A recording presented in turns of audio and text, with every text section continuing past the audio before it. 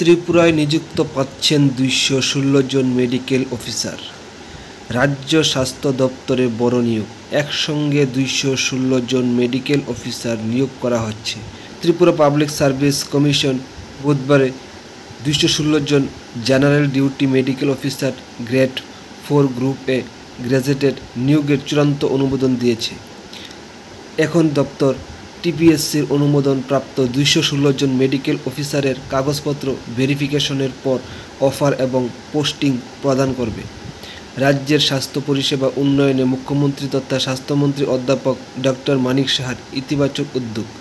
রাজ্যের বিভিন্ন হাসপাতাল ও প্রাথমিক স্বাস্থ্য কেন্দ্রগুলিতে চিকিৎসকের অভাব রয়েছে দীর্ঘদিন। একসঙ্গে ২১৬ জন চিকিৎসক নিয়োগ সমস্যার কিছুটা হলেও সমাধান হবে।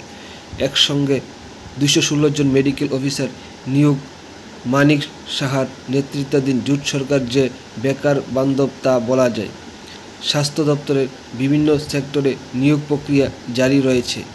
৫ মাস আগে রাজ্য স্বাস্থ্য দপ্তরে বিভিন্ন শূন্য পদে বড় সংখ্যা কর্মচারী নিয়োগ করে, কিন্তু এই মেডিকেল অফিসারের নিয়োগে ক্ষেত্রে কিছু সংখ্যক ডক্টর কম নম্বর পেয়েও চাকরি পেয়ে গেছে। এই নিয়ে সোশ্যাল মিডিয়ায় চলছে তুমুল আলাপ আলোচনা।